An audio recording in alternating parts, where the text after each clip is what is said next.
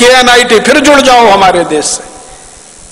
तो इतनी बेशर्म हमारे देश में नेतागिरी आई है, क्योंकि मैंने पहले ही कहा कि ये गोरे अंग्रेजों की जगह काले अंग्रेजों ने ले ली है। दिल दिमाग उनका वैसे ही चलता है जैसे अंग्रेजों का चलता था। आज हमारा देश दुर्भाग्य से पूरा का पूरा खतरे में है, क्योंकि ऐसे नेता देश में कुर्सी पर काबिज हैं जो हर क्षेत्र में विदेशी कंपनियों को बुला रहे हैं। उन्होंने इतिहास से सबक नहीं सीखा है कि एक गलती जहांगीर ने की थी जिसकी सजा पूरे देश ने 200 साल भुगती थी। अब लग रहा है कि जहांगीर ही जहांगीर पैदा हो गए हैं। मुझे तो कई बार ये व्यंग में कहने को मन करता है, जहांगीर मरा नहीं है, उसी की आत्मा हमारे देश के नेताओं में प्रवेश कर गई है।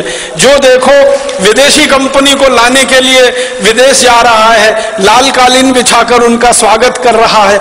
हमारा देश ऐसा हो गया। अब विदेशी कंपनियां घुस गई, हजारों हजारों की संख्या में घुस गई। इन कंपनियों ने जिंदगी के हर क्षेत्र पर कब्जा कर लिया। सवेरे आप सोकर उठें तो आपका टूथपेस्ट, बाथरूम में जाएं तो शेविंग किट्स, फिर नहाएं तो उसके बाद साबुन, फिर कपड़ा धोएं तो उसके साबुन, फिर बाहर निकलें तो कपड़े पहने, जूते पहने, चप्पल पहने, क्रीम पाउडर लिपस्टिक इस्तेमाल करें, सब कुछ विदेशी। सवेरे से शाम तक, रात को सोने जाएं तो मच्छर भगाने वाली अगरबत्ती भी विदेशी, और जिस मच्छरदानी में सोए वो मच्छरदानी विदेशी, जिस बिस्तर पे सोए उसका गद्दा विदेशी, गद्दे के ऊपर चादर विदेशी, सब कुछ विदेशी हो गया। 50 साल पहले तक इस देश में स्वदेशी स्वदेशी स्वदेशी स्वदेशी मंत्र हुआ करता था। आज इस देश के नेताओं ने विदेशी विदेशी विदेशी सब बना दिया।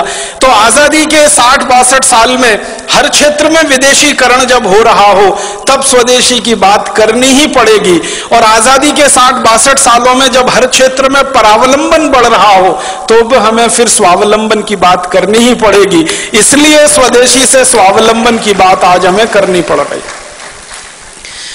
मैं आपको एक बहुत खराब बात कहना चाहता हूं, लेकिन वो आपको जानना जरूरी है एक सच के रूप में। हमारे देश में आजादी जब आने के लिए आंदोलन चल रहा था, संघर्ष चल रहा था, तो नेताओं के 2 वर्ग थे। एक वर्ग था नेताओं का जो ये कहता था संपूर्ण आजादी चाहिए और अपनी शर्तों पर चाहिए, क्योंकि कोई भी देश दूसरे देश को गुलाम बनाए ये उसके संवैधानिक अधिकार का हनन है। किसी भी देश को गुलाम बनाना किसी भी सभ्यता में, किसी भी संस्कृति में, किसी भी समय में परमिसिबल नहीं है, उसकी अनुमति नहीं है।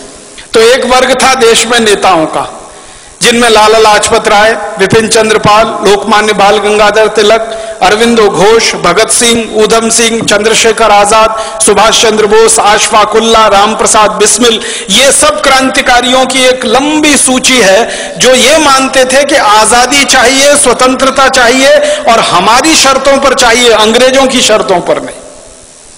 लेकिन इसी देश में एक दूसरा वर्ग था नेताओं का जो ये कहता था कि ना आजादी चाहिए ना स्वतंत्रता चाहिए, हमको तो अंग्रेजों की साठगांठ करके सरकार चाहिए। ना आजादी चाहिए ना स्वतंत्रता चाहिए, अंग्रेजों के साथ कुछ दोस्ती हो जाए, एक खराब शब्द है कोलिशन बन जाए अंग्रेजों के साथ, गवर्नमेंट हो जाए हमारी। एक नेताओं का वर्ग ऐसा भी था जिसके नेता थे पंडित मोतीलाल नेहरू, जिसके नेता थे फिरोज शाह मेहता, जिसके नेता थे सुरेंद्र नाथ बनर्जी, जिसके नेता थे सुरेंद्र नाथ सेन। ये नेताओं का एक वर्ग था जो ये कहता था अंग्रेजों से गठजोड़ करके किसी तरह भारत में एक ऐसी सरकार बने जिसमें पंडित मोतीलाल नेहरू और उनके सहयोगी मंत्री हो जाएं और अंग्रेजों का प्रधानमंत्री रहे, ये उसके नीचे मंत्री रहे, बस देश में चलता रहे। आजादी की क्या मतलब, स्वतंत्रता का क्या मतलब। तो एक वर्ग था ऐसे नेताओं का जो अंग्रेजों से गठजोड़ करके सरकार बनाना चाहता था, और एक वर्ग था ऐसे नेताओं का जो संपूर्ण आजादी और स्वतंत्रता लाना चाहता था। दुर्भाग्य क्या हुआ, जब यह देश आजाद हुआ तो जिस नेता के हाथ में यह कमान गई या जिन नेताओं के समूहों के हाथ में देश की आजादी की कमान गई, वो वही थे जो अंग्रेजों के साथ मिलकर किसी तरह देश में सत्ता और गठजोड़ करना चाहते थे। तो मानसिकता अंग्रेजियत वाली थी। तो आजादी मिलते ही उन्होंने देश में वो कुछ भी नहीं किया जो होना चाहिए था आजादी के तुरंत बाद। हमारी भाषा विदेशी हो गई क्योंकि हम गुलाम थे। आजादी आई तो भाषा स्वदेशी होनी चाहिए, वो नहीं हो पाई। हमारी भूषा विदेशी हो गई थी जो आजादी के पहले थी, हमारी भूषा स्वदेशी होनी चाहिए थी, वो नहीं हो पाई। हमारा भोजन विदेशी हो गया था, अंग्रेजों के समय में अंग्रेजों के बाद हमारा भोजन स्वदेशी होना चाहिए था, वो नहीं हो पाया। हमारा भजन विदेशी हो गया था अंग्रेजों के जमाने में, वो भजन स्वदेशी होना चाहिए था, वो भी नहीं हो पाया। ना भाषा बदली, ना भूषा बदली, ना भोजन बदला, ना भजन बदला। और तो और भेषज हमारी औषधि जो पूरी स्वदेशी होनी चाहिए थी आयुर्वेद आधारित, वो पूरी की पूरी अंग्रेजियत आधारित एलोपैथी में चला गया। माने आजादी के बाद बदला कुछ नहीं, ना भाषा, ना भोजन, ना भूषा, ना भेषज, ना भजन, कुछ नहीं बदला। बदला क्या? एक ही चीज बदली, माउंटबेटन की जगह पंडित जवाहरलाल नेहरू, माउंटबेटन की जगह उनके मंत्रिमंडल के XYZ, और कुछ नहीं बदला इस देश में। सबका सब वैसे का वैसा ही रहा। हमारे देश में संविधान सभा बनाई गई, संविधान सभा में बार बार बहस हुई भाषा के सवाल पर, लेकिन उस मामले को पीछे लटकाया गया। बार बार बहस हुई कि अंग्रेजों का कोई प्रतीक हमें नहीं रखना है इस देश में, उसको ऐसे ही लटका के छोड़ दिया गया। सारी की सारी संविधान सभा की बहस बेकार हो गई जब 1935 के गवर्नमेंट ऑफ इंडिया एक्ट को भारत का संविधान बना दिया हमारे देश के लोगों ने। बहुत दुख और अफसोस होता है, गवर्नमेंट ऑफ इंडिया एक्ट अंग्रेजों ने बनाया था भारत को 1000 साल गुलाम बनाकर भारत पर शासन करने के लिए, वो हमारे देश का संविधान बन गया। गवर्नमेंट ऑफ इंडिया एक्ट का कॉमा फुल स्टॉप और भारत के संविधान का कॉमा फुल स्टॉप आप मिला लीजिए, कोई अंतर नहीं है उसमें। और जब ये बात उठी तो ये कहा गया भाई जल्दी है, जल्दी है, जल्दी है, इतनी जल्दी में भारत का नया संविधान नहीं बन सकता, तो थोड़ा गवर्नमेंट ऑफ इंडिया एक्ट ले लिया, फिर अमेरिका के संविधान से, कनाडा के संविधान से, ब्रिटेन के संविधान से, यहां से वहां से वो कटिंग पेस्टिंग होती है ना, जैसे PhDs किए जाते हैं ना हमारे देश में।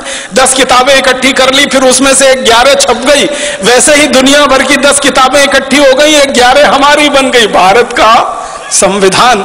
जिसका सबसे बड़ा झूठ है वो वाक्य जिसमें कहा गया है हम भारत के लोग इस संविधान को आत्मार्पित करते। कब किया था? कोई बता दे मुझे, भारत के लोगों ने उसको आत्मार्पित? संविधान सभा के कुछ नेताओं ने उसको आत्मार्पित कर लिया, तो वो भारत के लोगों ने आत्मार्पित कर लिया, ये कैसे कह सकते हैं?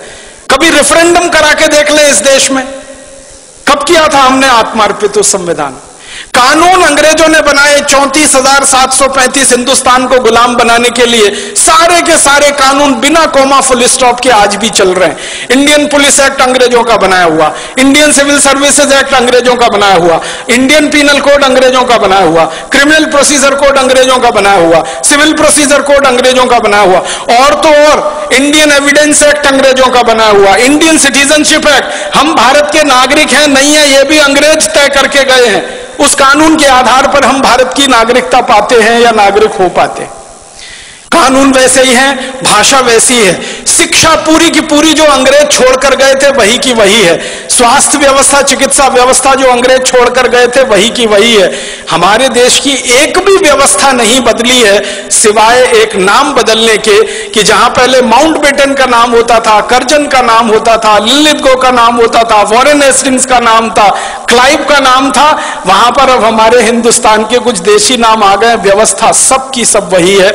और तो और मैं आपको एक शर्म की बात बता रहा हूं, आजादी मिलने के 50 साल बाद तक हिंदुस्तान की संसद में बजट शाम को पेश होता था, शाम को 5 बजे। आजादी मिलने के 50 साल बाद तक। क्यों? जब हमारी संसद में शाम के 5 बजते हैं तो लंदन की संसद में सवेरे के 11:30 बजते हैं। ब्रिटिश संसद में सवेरे 11:30 बजे किसी को सुनना हो बजट तो अंग्रेज सुन सके, इसके लिए आजादी मिलने के 50 साल बाद तक, सन 1997 तक बजट शाम को 5 बजे आता रहा। इतनी गुलामी में यह देश रहा है, इतनी गुलामी।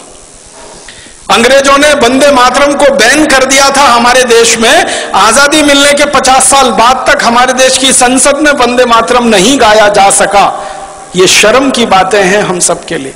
तो इसलिए हमारा मानना है, कम से कम मेरा तो मानना है, आजादी आई नहीं है, स्वतंत्रता मिली नहीं